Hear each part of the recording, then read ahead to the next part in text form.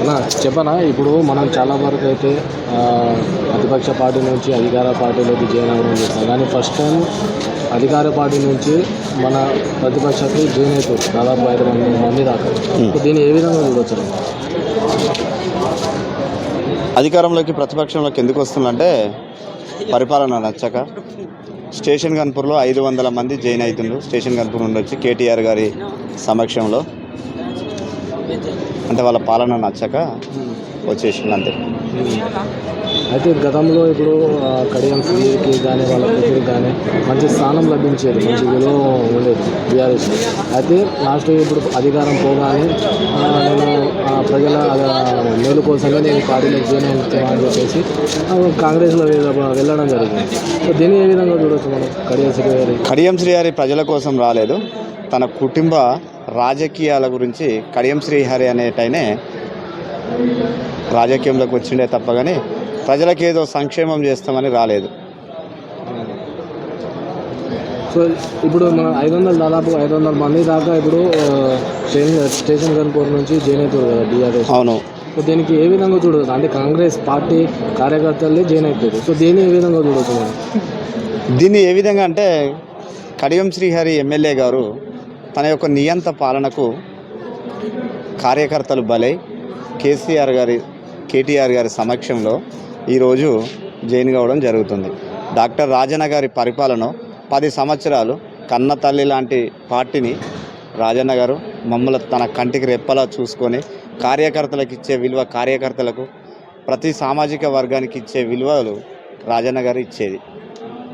దానికి కడియం శ్రీహరి ఇవ్వడు కాబట్టి కడియం శ్రీహరి మీద ఉన్న విరక్తితోని ప్రజల్లోకి వచ్చిండు, కేటీఆర్ గారి సమక్షంలో చేరుతున్నారు. అయితే కడియం శ్రీహరి నేను ప్రజల మేలు కోసమే, ఇక్కడ ఉన్న ప్రజల అభివృద్ధి కోసమే నేను పార్టీ మారడం జరిగిందని చెప్పేసి కడియం శ్రీహరి చెప్పుకుంటూ తిరుగుతున్నారు. సరే, ఒకటి కడియం శ్రీహరి గారు చెప్పిన గ్లోబల్ ప్రచారాన్ని సరే తానే చూసుకోమనండి.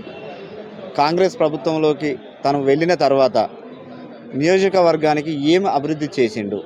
100 పడకల ఆసుపత్రి తెచ్చిండా? కాదు. లేదంటే రిజర్వాయర్లలో నీళ్లు నింపిండా? లేదు. రిజర్వాయర్ల పునరుద్ధరణ చేసిండా? లేదు. ఏం చేసిండు? ప్రజలకు ఏం చేసిండండి సార్? ఏం లేదు కదా.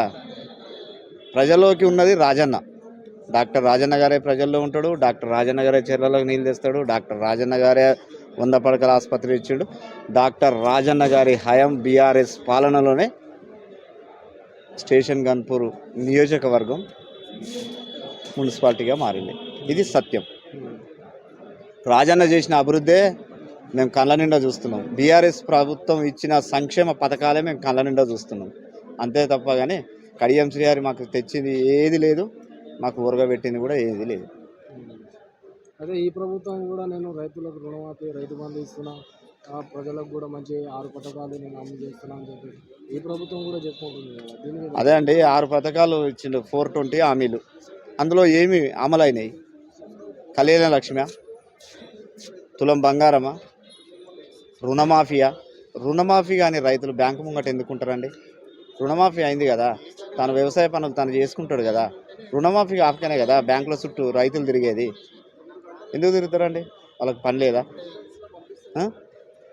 వ్యవసాయం బాగుంటేనే కదండి దేశం బాగుండేది. అలాంటి రైతు బ్యాంకుల చుట్టూ అప్పులు కావాలని ఎందుకు తిరుగుతారండి? రుణమాఫీ ఎక్కడ అయింది? సరే, ఎంత పర్సెంట్ అయింది? ఇంకా కాని వాళ్ళు ఎంతమంది ఉన్నారు? సరే, కొందరికీ అందినాయి కదా సంక్షేమము. ప్రతి ఇంట కూడా అందాలి కదా ఆ సంక్షేమము. ప్రతి రైతు కన్నీళ్ళలో నీళ్లు తుడవాలి కదా ప్రభుత్వం. అదే బాపు కేసీఆర్ గారి పాలనలో ప్రతి రైతు కూడా నవ్వుతోనే, చిరునవ్వుతోనే బ్రతికింది. మళ్ళీ కూడా బాపు కేసీఆర్ పాలనే కావాలని రాష్ట్ర ప్రజలు మొత్తం కోరుకుంటారు. అది గన్ షాట్, మళ్ళీ కేసీఆర్.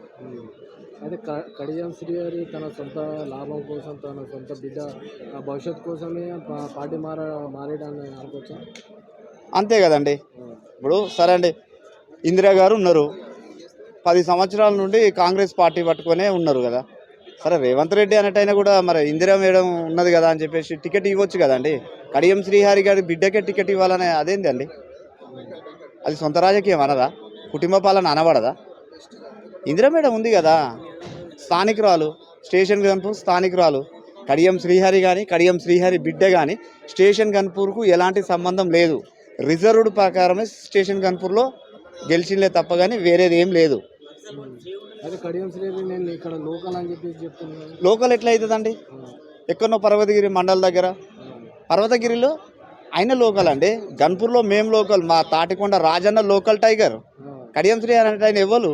కడియం శ్రీహరికి స్టేషన్ గన్పూర్కి సంబంధం ఏంటి? సంబంధం ఏం లేదు. టీడీపీలో ఉన్నప్పుడు ఎస్సీ రిజర్వ్డ్ సీటు, ఎమ్మెల్యే గెలిచిండు, మంత్రి అయ్యిండు. తర్వాత బీఆర్ఎస్లోకి వచ్చినప్పుడు కూడా ఎస్సీ రిజర్వ్డే కదా. అట్లా రిజర్వేషన్ పరంగా వచ్చిన వ్యక్తే తప్ప స్టేషన్ గన్పూర్కు ఆయనకు ఏ మూలాలు లేవండి. స్టేషన్ గన్పూర్ అయినది ఎందుకు అవుతుంది స్టేషన్ గన్పూర్? సరే అండి, స్టేషన్ గన్పూర్ అయిన వాళ్ళ తాత ముత్తాతలు స్థానికులు ఎవరైనా ఉన్నారా స్టేషన్ గన్పూర్లో? చూపించండి రేపు ప్రజలలో. స్టేషన్ గన్పూర్కి అతనికి సంబంధం ఏంటండి? స్టేషన్ గన్పూర్కి అతనికి ఎలాంటి సంబంధం లేదు. స్టేషన్ గన్పూర్ కాన్స్టిట్యున్సీలో రాజన్న, స్టేషన్ గన్పూర్ గడ్డపై పుట్టిన బిడ్డ రాజన్న. అతనికి మాకు సత్సంబంధాలు ఉన్నాయి.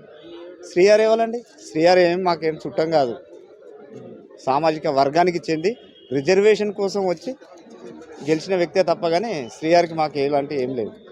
గతంలో రాజయ్య మీద వ్యక్తిగతంగా కొన్ని బ్లేమ్ చేయడం జరిగింది, వ్యక్తిగత దాడులు కూడా చేయడం జరిగింది. అంటే మొత్తం ప్లాన్ మొత్తం కడియం శ్రీహరిది అనుకోవచ్చు. వ్యక్తిగత దాడులు ఇవన్నీ ప్రచారాలు. వ్యక్తిగత దాడులు అంటే సరే అండి, మాకు తెలియకపోవచ్చు. సో రాజన్న మీద దుష్ప్రచారం చేయటం గల కీలక నేత అంటే కడియం శ్రీహరి అండి. దీన్ని చెప్పుకోగలం. చేసేది ఏముండదు, మైకి పట్టిందంటే దంచుడే దంచుడు ఉంటుంది. అదే రాజన్న అట్లా కాదు, చేసి తీరుతాడు, చేపిస్తాడు, చేపించి ప్రజల్లోకి వెళ్తాడు. అది రాజన్న తత్వం అంతే.